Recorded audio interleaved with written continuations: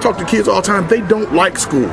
They don't like teachers. They tell me all the time, I don't like the teachers. I don't like the school. And there's a reason they don't like it. We are not aware that you have a policy that's set up so that once a child is absent 2 times or tardy 3 times, they are now given a referral. After 2 referrals, they are now escalated to the next level. There's no positive reinforcement for anything. There's a great deal of negative. A lot of the discipline issues are being taken up with the money rather than going toward fine arts, which would keep kids interested in school. If your money's going toward the negative, not toward the positive, then the kids aren't going in the right direction, even though you may be spending what appears to be more money per child in a poor district. So that's a real problem. The federal money that the schools receive right now, especially with this No Child Left Behind conversation, which they started something called AYP, Annual Yearly Progress. You understand there's a double standard with that also, that a school can be passing the state standards and failing the national standards. You can actually have a school doing acceptable, above acceptable, almost exemplary work and still not be making annual yearly progress. So there's a balancing act that the schools have to look at when they start talking about, are we going to get the federal money? Are we meeting federal standards? But then when they start to fail AYP, the money flows down to help them.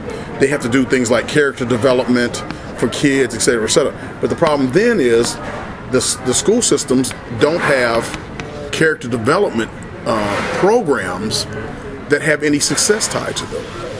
So you got to have a program in place, but they don't know what to do. They don't know what to put in place. So they've got to be able to do a character development issue or a plan, but there's nothing there that they can go back and say, well, we're getting something out of that. I find this to be the dichotomy of education in poor districts. Here's the bad part. If the kid does really, really well, your funding gets cut off. Therefore, you can't continue to do what you did to get them up to the point where they were doing really, really well. That's a problem. Because once you cut the funding off, if there was something that was working, then that goes away. If a child pushed another child, suddenly they're in the system. After 1 or 2 pushes, which is what kids do, the next thing you know, the child is in the alternative learning center, getting ready to go to juvenile justice, which is going to cost them a great deal of money because now the parents caught up in the legal system. And that's what happens. The education actually winds up being detrimental to a whole family. A lot of people are not aware that the parents are being made to pay a great deal of money that they themselves don't have, which keeps them digging out of a hole. And it's an upside. It's a catch-22 situation. I don't have the money.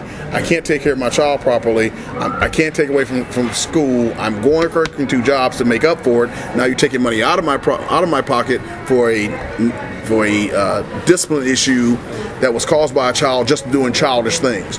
We're talking about the finances of a family. If you have a family that's living on $30,000 a year or less, you're taking 5% of their actual income. And by the way, $30,000 tax, that's before tax money. So you're probably taking away damn near 10% of their monies to do something that in most cases, a child being a child. And then you wonder why the spiral starts downward for those kids and why parents have a negative feeling about the school system. It literally is hostile. I was in that system. I was that kid. It still exists. I seen it with these kids in the hallway. I seen the way they talk to them. I'm in the schools. They talk to these kids as if they're less than. Why is it when I hold my hand up for A, an answer, or B, a question, I am never called on? And the only time you call on me is when I avert my eyes from you. Because you know I don't know the answer right now and you want to embarrass me now. You want to impugn my self-esteem right now more so than any time else. What we haven't told these young men and young women who are in a hostile environment, being thrown out of a classroom is never a win. Going to jail, there is no win there. You cannot win in jail. There is no win there. I said, but you know what you got to do? When somebody doesn't like you, force them to give you an A. Force the teacher that you know that doesn't like you to give you an A. I said, throw the smile on them, baby. Because when they lay that 100 in front of you, and you look at them like, yeah, I got this, and you don't even want to tell me the answer. That's the win.